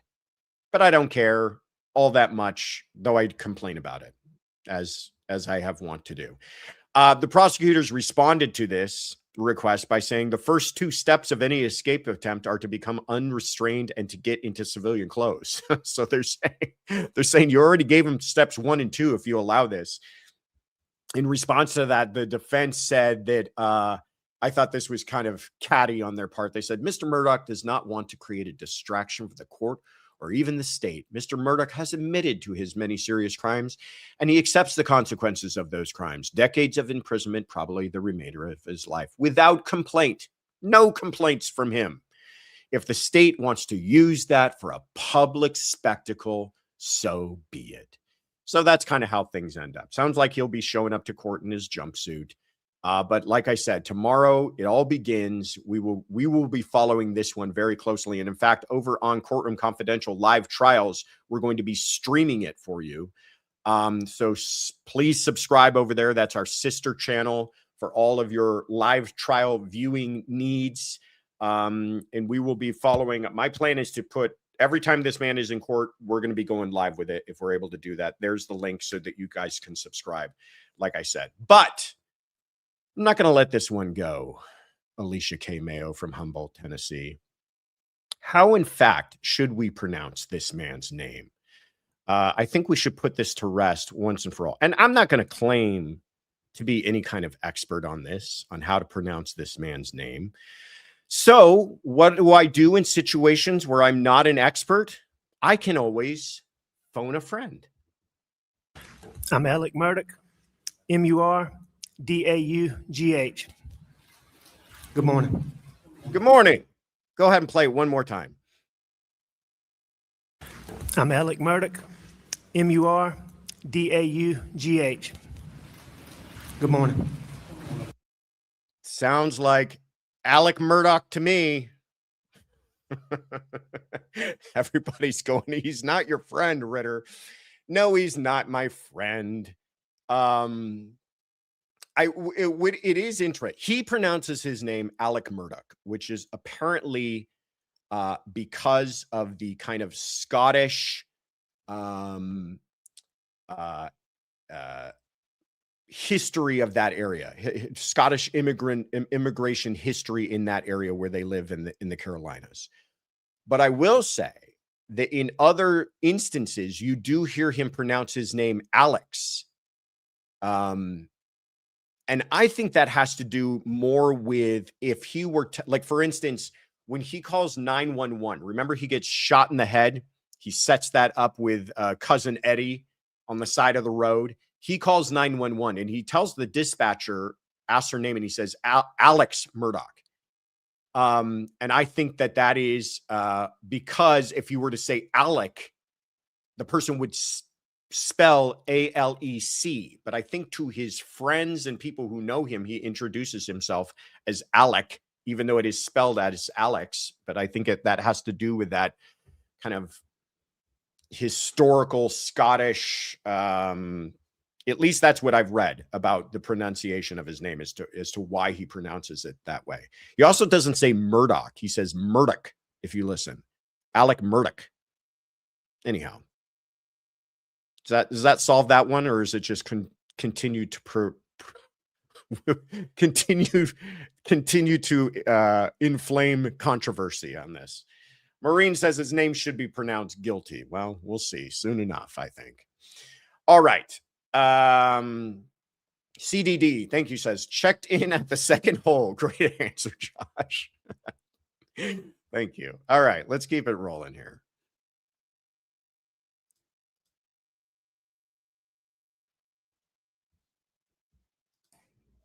Hi, everybody. Happy Sunday Fun Day. Hi, Josh. It's Sonia in Chicago or Shigel.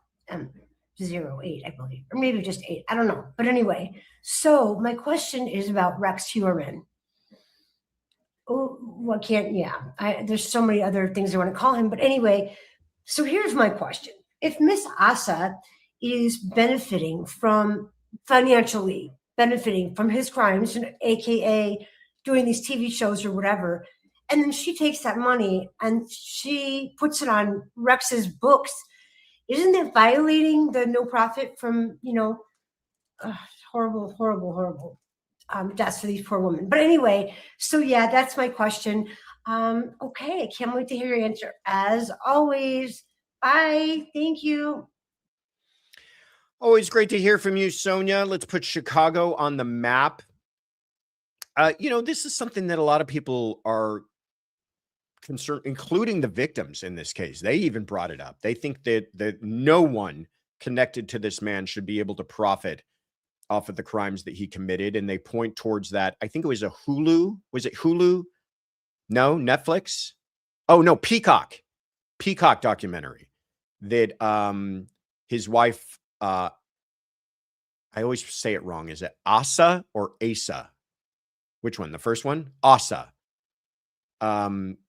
Participated in and received quite a bit of money, by the way, is what I'm being told. And Sonia goes, well, listen, maybe he's not receiving that directly, but isn't he receiving it indirectly by putting money on his books? And yeah, that points out a problem. Money is fungible, right? Money goes into her account and she puts it on his account. She could say, well, this is not the same money, but it's all the same money.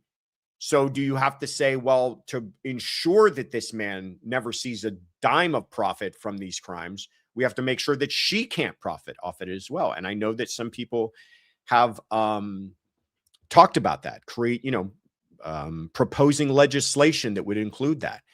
And then I guess you have to ask the question, where do you draw the line? Is it the wife? Is it the kids? Is it friends? Is it cousins? Like what point do you say people can't profit off of this? Because there's other people who want to tell their story. Maybe there's the neighbor who knew him wants to get paid to tell their story. Maybe it's his coworker. Maybe it's the cousin that he never really talked to, but they got a story to tell as well. Where do you draw the line?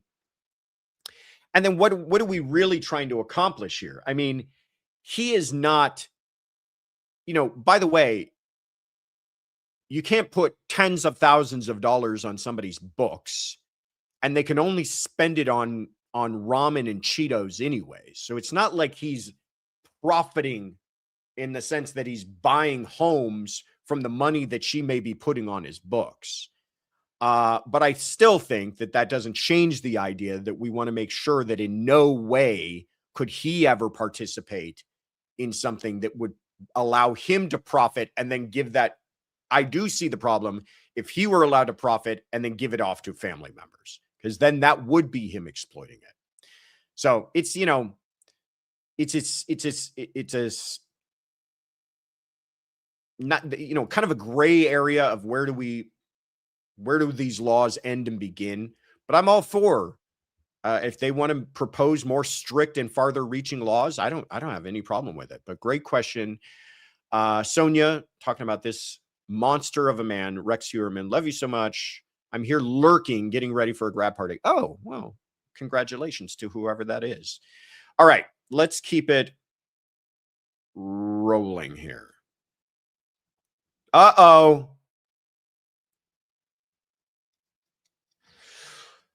Time for the handkerchiefs. This is the last three. It snuck up on me quickly.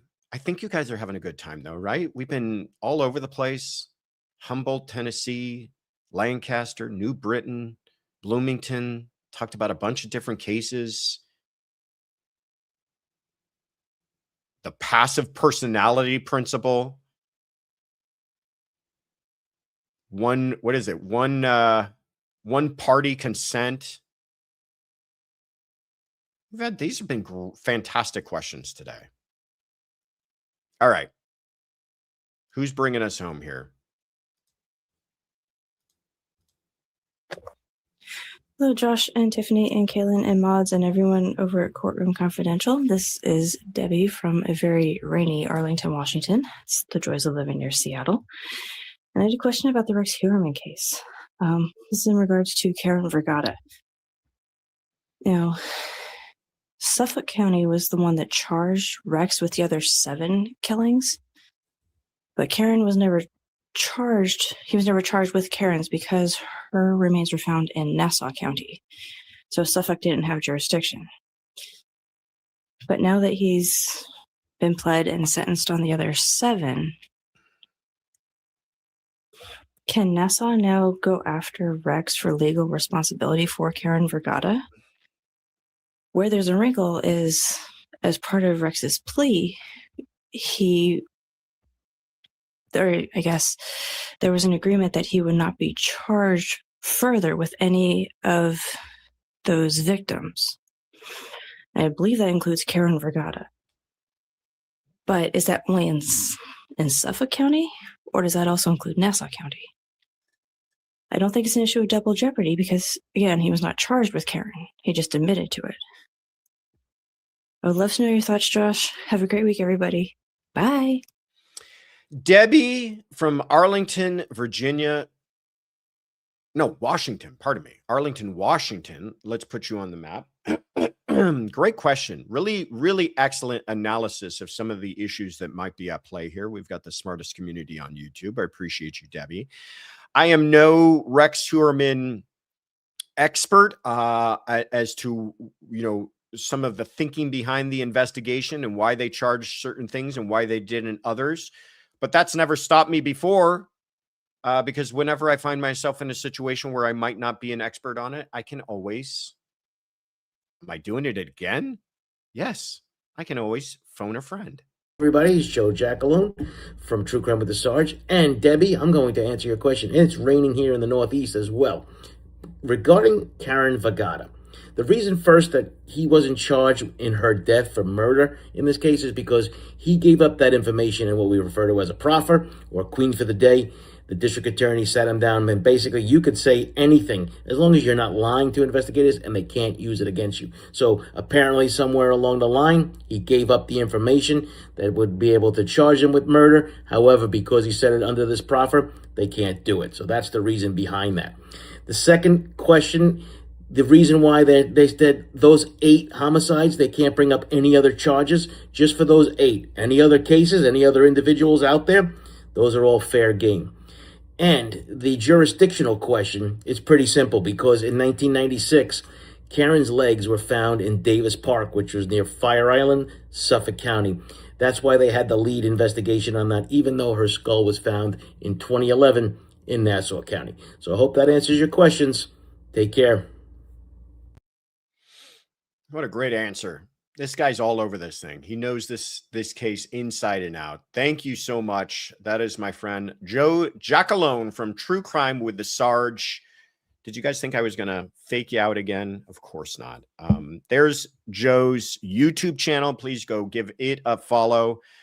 His Instagram and his Facebook. Send him some juice boxes. Tell him how much we appreciate him and helping us out today.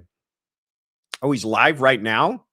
Oh, go watch him after this. I'll be wrapping up soon here. You can go watch him in person and tell him how much we appreciate him helping us out this morning.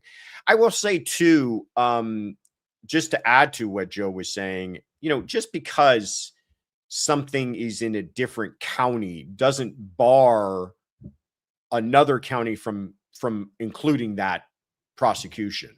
We had Matt Murphy on this show before, and he talked about a case that they prosecuted out of Orange County, but some of the murders had taken place in Los Angeles County. This was the Alcala, the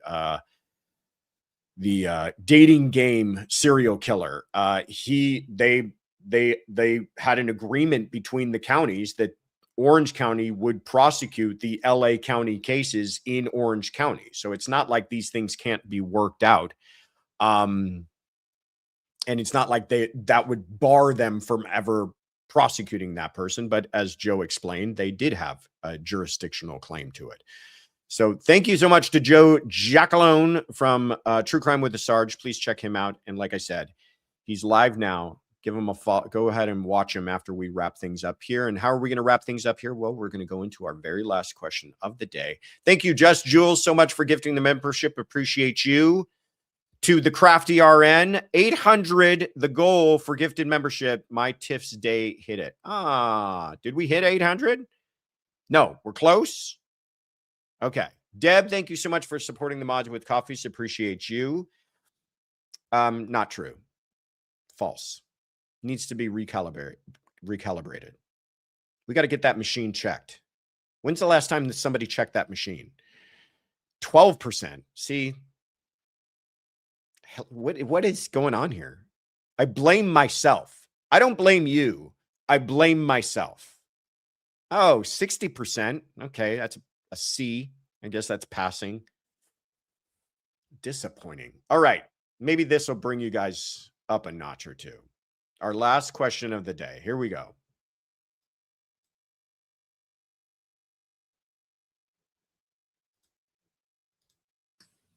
Hi, Josh. Hi, CC, Tiff, mods, everyone in the CC community. I'm phoning in from the southernmost tip of Africa, Agulhas, and it's with regards to the Nancy Guthrie note, the latest one that TMZ got. I feel that this is a member of a family involved in the crime. I don't think this is an adult. I think it's a younger person who's trying to escape a world of crime, going for just enough money to get out of their living condition and without attracting too much attention. Maybe late teens, early 20s, but definitely someone who knows more about the crime without wanting to be singled out and targeted. That's my honest opinion. They should look at a child within the crime family. Thank you, Josh. Good luck. Love you lots. JQ from Lagos, I think I'm pronouncing that right. Lagos, South Africa, really on the very southernmost tip of Africa. Thank you so much for calling in and putting that most southern part on the map. Appreciate you. Yeah, and thank you for bringing up Nancy Guthrie. Some interesting developments. I've got a sneaking suspicion, and don't obviously hold me to this. This is just me kind of reading the way the wind is blowing. I feel like things are heating up on this case. I did somewhere in my bones. I feel like something's going to break on this soon. One of the things that it could be is that maybe they are not able to track down the individual or individuals who sent those original ransom notes, but maybe this person, what we're calling this anonymous tipster, because what we do know is that TMZ has received, he described as a dozen different communications from this person who has identified themselves by a male name, but different male names. There is suspicion amongst law enforcement that this may be even a female. I don't know where they're getting that from, but it may be a female. But this person identifies themselves as not someone involved in the crime, but someone aware of who was involved in the crime. And then their latest thing is that they're saying there's video. There's video of Nancy Guthrie in the possession of the kidnappers. And that this video is on a phone that has been turned off, but is in a secure location. And this person, upon the receipt of just one Bitcoin, will share that information and the passcode for the phone. And to his credit, Harvey from TMZ has said, you know what? Put up or shut up. Send us a still. Go get the phone. If you don't want the metadata and all of that, go get the phone, take a photograph of a still image of that video and send that in. But enough with the games of the I've got this, I've got that sort of stuff. Nobody's going to be sending this money, and I don't think they should until they have absolute proof that this is, in fact, legitimate information. That anonymous tipster, here's some quotes from the latest communication to DMZ, says, I am not the idiot who recently called in a tip about her burial site in Mexico. That was another bizarre tip that was received. I have a phone stashed in a secure location guaranteeing both the information it stores and the safety of the phone. What it contains is my definition of delivering them on a silver platter, a short video of the main guy with Nancy the day that was probably her last, pictures of both involved, names and addresses and age. So, to your point, JQ, this might be a family member. It certainly is proposing to be somebody close to the kidnappers. They do use the plural. Well, not the plural, but say the main guy, as implying that there's more. There's a video, the day that she was abducted, pictures, names, addresses, ages, as they say themselves, delivering them, again, plural, on a silver platter. Just to me, this gets more and more enticing, more and more attractive, yet the price keeps dropping, which to me screams of kind of a con man desperation. I think this is person who's just hoping to find that sweet spot where the information's too good and the price is just right, where they make a few $1,000 out of this whole thing and then they disappear forever. That's my gut instinct is telling me. But great question, JQ. There's the actual phone call that should be made if anybody does have legitimate information about this. And I'm hoping, one of the things I'm hoping for is they might be able to track down this anonymous tipster because they've communicated so much. Wouldn't it be great to get that person in their hands and then they can just, you give them a little bit of the phone book treatment under the hot lights and maybe you get some information out of them. We shall see. All right. Heather Cooper Smith, thank you so much for the super sticker. David oh, thank you, sir. Thank you very much for many, many things, but thank you for the super sticker. That's very kind of you. All right. TheCourtroomConfidential.com. I want you to go there because you're going to find three things: messages, membership, and merch. First of all, if you guys listen to all the questions today and you're thinking to yourself, those were all great, but I want to ask a question, go to thecourtroomconfidential.com and click on send us a message. And that's where you can leave a voicemail that we will answer at the next Sunday Fun Day. Memberships. Many of you received gifted memberships today. Thank you to everybody who gifted those. Those are our greatest appreciated gifts, are the memberships. If you didn't receive one, you can always sign up yourself by going to thecourtroomconfidential.com like Sally Hoagland did. Thank you so much for becoming a YouTube member. Like Ruth Aker did, and like Chloe UK did. Just go to, and Salty Girl Justice for All did. This is fantastic. I love it. They all went to thecourtroomconfidential.com and clicked on become a member. And we've got a lot of great benefits for membership, including the hottest new show on YouTube every Thursday. It is Tea Time with Tiff, a Courtroom Confidential members exclusive Tea Time with Tiff every Thursday. Please don't miss it. And then finally, merch. If you click on the shop of thecourtroomconfidential.com, you will find out about a place to get a t-shirt like the one I'm wearing today, or many of the other colors and designs that we have available, including, it's getting hot, everybody. It's time for you to prepare for the summer with the Not My Fault Carefree for Summer from Courtroom Confidential. We've got bags and we've got cozies and we've got slides and flip-flops and pajama pants that you may have heard about earlier, and t-shirts and beach towels and cozies. There's one of the beach towels. Not My Fault. The Alibi's Melting the Heat cozy. We've got the Tan Lines and Timelines beach towel and the Alibi's Melting the Heat beach towel. Neither of which are in my possession, though I've been asking very nicely every single week. Plus these slides, which Tiffany wears all the time. So please check it out at the shop at courtroomconfidential.com. All right, what did you miss? On Friday, we had the weekly rap sheet. That's the show that I co-host alongside Donna Rotuno and Paul Morrow over on Fox Nation. We talked about Nancy Guthrie and George Pino and Jonathan Rinderknecht, Tyler Robinson. It's up on the channel, I guess is the best way of calling it, the service right now. Please check it out on Fox Nation. Also, back here on the channel, we had the weekly roundup. We broke down the latest in the Nancy Guthrie case with Mike Ruiz. He is the top reporter on this case from Fox Digital. Got his insights and he shared with us some interesting behind the scenes stuff about this. Plus, we also talked a little bit about Tyler Robinson, Jonathan Rinderknecht, and Alec Murdaugh. And of course, we had our hero of the week. Stay tuned tomorrow, Monday night. Monday day, like I said, we are going to be covering the Alec Murdaugh case for his retrial. This is his first pretrial hearing tomorrow live at 7 a.m. Pacific, 10 a.m. Eastern. And then that evening, we have our Monday night special live at 5 p.m. Pacific, 8 p.m. Eastern with special guest Gigi from Pretty Lies and Alibis to help us break down the latest in the Alec Murdaugh case.